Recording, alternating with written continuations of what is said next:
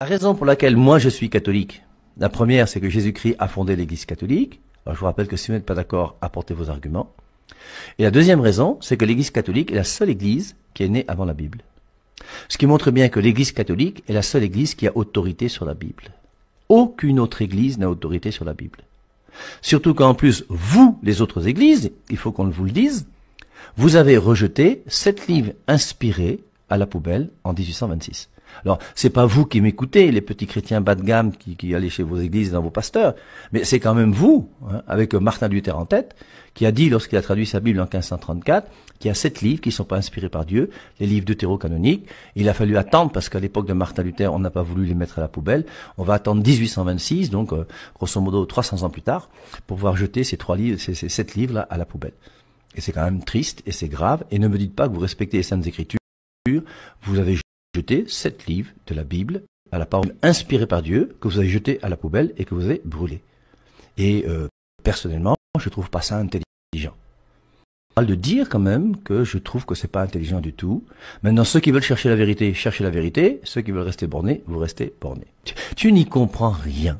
Être aussi idiot, mais c'est incompréhensible. Comment est-ce qu'on peut être aussi bête? Vous avez peur? On ne peut pas avoir peur de la vérité. Je vous cite que des références bibliques, moi. Je vous donne la vérité. Après, maintenant, si quelqu'un est bête, il est bête. Hein. Moi, je suis désolé. Mais quand quelqu'un vous dit que 2 fois 2 égale 12, tu vas dire quoi? Il est bête. Quand quelqu'un te dit que seule la Bible est la parole de Dieu, c'est bête. Même, il y a peut-être des gens parmi vous qui croient encore, mais il faut arrêter de croire ça. La parole de Dieu ne se trouve pas premièrement dans la Bible. Jésus-Christ n'a jamais enseigné ça. Bon, dites-moi alors, a enseigné que c'est en lisant la Bible qu'on aura la parole de Dieu. Allez-y, sortez vos Bibles, dites-moi, on cause.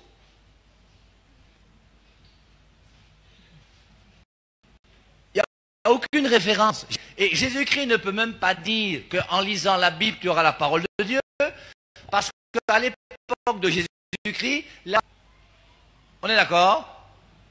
Quand Jésus-Christ parle à Jean et qu'il lui dit « Viens, suis-moi », Jean avait écrit son évangile, Paul a écrit l'Apocalypse, Paul avait écrit ses épîtres. Paul n'était même pas encore converti. Il n'y avait pas les épîtres de Paul. Il n'y avait pas le Nouveau Testament. Il n'y avait pas Matthieu, Marc, Luc et Jean. Testament. Et l'Ancien Testament, c'est la Bible de l'Ancien Testament, ce qu'on appelle les Écritures dans la Bible. Je vous rappelle, Actes chapitre 17, verset 11. Les chrétiens de Bérée vérifiaient dans les Écritures si ce que Paul disait était vrai. Les Écritures, c'est pas la Bible, hein? C'est comme ça qu'on vous trompe. Allez vérifier dans les Écritures. Mais la Bible est née en 397. Et les Écritures dont on parle dans la Bible, c'est les Écritures de l'Ancien Testament. Voilà. Regardez un peu cet élément qu'on vient de suivre. C'est un prêtre catholique. Il dit il faut être bête pour croire que la Bible est la parole par laquelle Dieu parle premièrement. Il dit il faut être bête. Pourquoi? Parce que lui, il a l'histoire du début. C'est des gens, ce prêtre par exemple, il a un grand diplôme théologique. Il a fait des études pendant des années. Il sait de quoi il parle. Si la Bible est la parole de Dieu, sur quoi se sont-ils appuyés pour marcher avec Dieu avant que la Bible n'apparaisse? Quand Satan a vu que les premiers chrétiens étaient puissants, quand Satan a vu que les premiers chrétiens étaient capables de déplacer des montagnes, ils ressuscitaient des morts, ils chassaient les démons, ils étaient capables d'imposer les mains à une maison et les portes s'ouvraient d'elles-mêmes, ils étaient capables de disparaître et d'apparaître, ils entendaient la voix du Créateur. Satan a décidé d'envoyer un livre qui va conduire les hommes, un livre qui va faire de ce livre devenir la référence de la parole de Dieu. Quand je dis Satan envoie un livre, je ne dis pas que la Bible est satanique. J'ai dit Satan envoie le concept du livre en tant que parole de Dieu. Dieu inspire des livres que des gens vont écrire. Des gens écrivent des choses inspirées de Dieu, sans que ce qu'ils ont écrit ne soit la parole de Dieu. Les tables de la loi que Moïse avait en main étaient écrites de la main de Dieu lui-même. On va trouver la référence tout à l'heure. Les tables de la loi étaient écrites de la main de Dieu. C'est Dieu même qui a écrit. Mais les tables de la loi n'ont pas été appelées paroles de Dieu. Ont été appelées écrits. Et Jésus leur ouvrit l'intelligence pour qu'ils comprennent quoi? Pour qu'ils comprennent les Écritures. Parce que le truc, c'est que la bataille que nous sommes en train de mener, que moi je mène, c'est la bataille des derniers temps. Quand on parle d'Armageddon, on dit toutes les nations se leveront contre Israël. Mais Israël, c'est quel Israël contre laquelle toutes les nations se lèveront? Ce n'est pas l'Israël qui est ici. Ce n'est pas l'Israël de ce monde physique qui est considéré dans l'Apocalypse comme Sodome et Gomorrhe. J'aurai le temps, pour, si vous me posez la question avant la fin de ce direct, quelle est la vraie Israël contre laquelle toutes les nations se lèveront? Et c'est cette vraie Israël, sortie de Dieu, qui va mener la dernière bataille, qui est la bataille non des armes ou des bombes nucléaires, mais qui est la bataille du blé contre l'ivraie. La bataille de la fin des temps, c'est la bataille de la vérité contre le mensonge qui ressemble à la vérité, parce que l'ivraie ressemble au blé. Donc, quand on est en train de parler et que ce prêtre-là dit des choses comme ça, Jésus dit clairement, il leur ouvrit la pensée pour qu'ils comprennent les Écritures. Jésus il a ouvert l'esprit des gens pour qu'ils fassent quoi? Pour qu'ils comprennent la parole de Dieu. Non, pour qu'ils comprennent les Écritures. Jésus n'ouvrait pas l'esprit des gens quand il lisait pour qu'ils comprennent la parole, mais pour qu'ils comprennent ce qui reste en Écriture. Il ne leur ouvrit pas l'intelligence pour qu'ils comprennent la parole de Dieu. Quand tu lis ta Bible, ton intelligence s'ouvre pour comprendre les Écritures, mais pas la parole de Dieu. Il y a une différence. La parole est un son. Les Écritures, c'est des lettres plaquées sur un support. Il ouvre l'intelligence pour qu'ils comprennent les Écritures. Pourquoi on ne dit pas pour qu'ils comprennent la parole de Dieu? Parce que les Écritures pour lesquelles Jésus leur a ouvert l'intelligence parlaient de la loi, de la Torah. Et jamais l'Ancien Testament n'a été appelé parole de Dieu. Jamais les écrits que Dieu a gravés sur les pierres ont été appelés parole de Dieu. C'est toujours des écrits. Que tu les comprennes ou non, ça ne devient pas parole, ça devient écrit. Les écrits ne changent pas de position. La parole sort de la bouche de Dieu. Il leur ouvrit l'intelligence pour qu'ils comprissent les Écritures. Mais quand Satan se rend compte qu'un homme, une femme qui était sous la captivité des démons, qui était lié par les fétiches, lié par les esprits de famille, maintenant peut se lever. Et quand il se lève, il y a une connexion entre le premier et le troisième ciel. Il entend la voix de Dieu. Dieu lui dit, ce matin, fils, ne sors pas de ta maison. Wow. Or, Satan a prévu des choses. Tous les pièges qu'il pose n'aboutissent pas parce que l'enfant de Dieu entend la voix de Dieu. Satan pousse une communauté à mettre en place ce système pour dire, on a trouvé des écrits et ces écrits sont réellement inspirés. À partir d'aujourd'hui, tout ce que vous devez savoir de la parole de Dieu, vous devez lire. Et beaucoup sont rentrés, la terre entière est aujourd'hui dans ce piège. Tu te lèves le matin, on dit médite la Bible jour et nuit.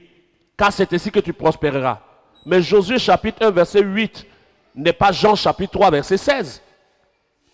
Quand dans l'Ancien Testament, il était dit à Josué que le livre de la loi ne s'éloigne point de ta bouche, médite le jour et nuit, on était dans le contexte du sang des animaux qui était versé, on était dans le contexte du Saint-Esprit qui n'est pas répandu.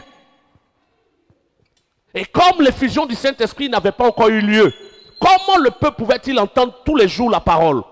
Quelques privilégiés comme Moïse, comme Josué entendaient la voix de Dieu, mais tout le peuple n'entendait pas.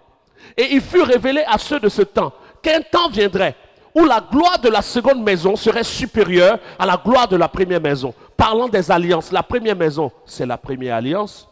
La deuxième maison, c'est la nouvelle alliance. La première alliance, c'est la loi et les prophètes. La deuxième maison, c'est la grâce. Donc quand les prophètes disent la gloire de la seconde maison sera supérieure à la gloire de la première, ils disent que la gloire qui va émaner de la grâce venue par Jésus sera supérieure à la loi. Pourquoi? Parce que la grâce, c'est le Saint-Esprit vivant en nous. Et quand le Saint-Esprit vient vivre en toi, la lecture perd sa place. Dans l'Ancien Testament, la lecture avait une grande place parce que les gens n'étaient pas remplis du Saint-Esprit.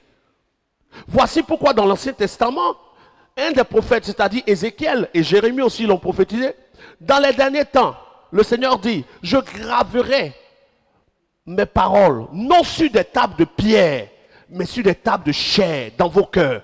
Les paroles de Dieu ne sont plus gravées dans un livre. Parce que Dieu habite dans nos cœurs. Dieu habite en nous. Il nous parle directement. Mais on a fermé l'écoute. Satan a réussi à fermer l'écoute pour nous ramener à la lecture. Comme si nous étions encore sous la loi. Sous la loi, ils étaient obligés de lire. Et lire même quand ils lisaient là-bas, on n'appelait pas ça la parole de Dieu, on appelait ça les Écritures. Jésus leur donna l'intelligence pour comprendre les Écritures. Ce n'était même pas encore la parole. On ne considérait pas ça comme la parole. Mais aujourd'hui, avec l'effusion du Saint-Esprit, nous devions être le peuple de l'écoute. On se croise entre nous frères et sœurs en Christ. Chacun entend la voix de Dieu. Celui-là vient dire à son frère, est-ce que tu sais que hier le Seigneur m'a parlé? Il m'a dit de ne pas t'inquiéter par rapport à telle chose. Il dit, ah, parce que j'avais une inquiétude. Non, il m'envoie te le dire.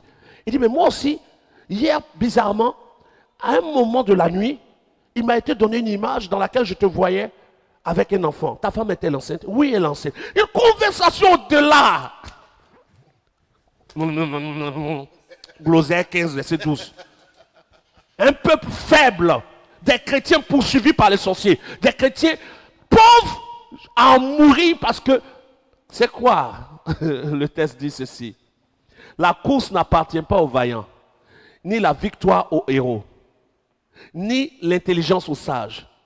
Tout dépend des temps et des circonstances. Or, le Dieu que nous avons est le Dieu qui est le maître des temps et des circonstances. Comment le maître des temps et des circonstances fait pour t'enrichir? En te parlant. Dieu parle à un enfant. Si un chrétien entend la voix de Dieu, il ne peut pas être pauvre, misérable, aveugle et nu. Parce que même pour investir dans un domaine, Dieu te dira dans lequel. Comment investir? La valeur de l'investissement. Le moment d'investir. Tu peux devenir milliardaire en 2 jours en entendant la voix de Dieu.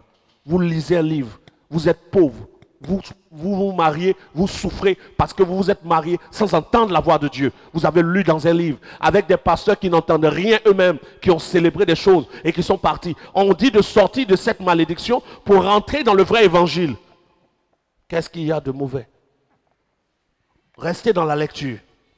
Mais prenez le temps d'aller au village pour lire avec tous ceux qui ne savent pas lire. Restez à côté d'eux parce que dans le Notre Père, il est dit, donne-nous notre pain de ce jour. Ça veut dire que tous ceux qui ne savent pas lire, chaque jour, quelqu'un doit lire à côté d'eux la Bible pour qu'ils entendent la parole. Qui va faire ce travail? Le Saint-Esprit est donné comme référence de la parole véritable de Dieu. Quand il sera venu, il vous enseignera toutes choses, il vous parlera. Et Jésus dit, les vraies brebis, mes brebis, pas les brebis du catholicisme, pas les brebis des évangéliques, pas les brebis des presbytériens, pas les brebis des méthodistes, pas les brebis des protestants, baptistes, non. Les brebis de Jésus, l'envoyé du vrai Dieu, dit. Il dit, ces brebis entendent sa voix. Jean chapitre 10, verset 27, je pense. Entendent sa voix, elles le connaissent, il les connaît. Et elles le suivent. Elles ne suivront pas un autre, car elles ne reconnaissent la voix de personne d'autre. Mais aujourd'hui, vous reconnaissez la voix de la Bible. C'est la Bible qui est la voix de Dieu pour vous aujourd'hui. Une voix s'entend, un écrit se lit. La Bible n'émet aucun son. Jésus dit, mes brebis entendent ma voix, elles me suivent.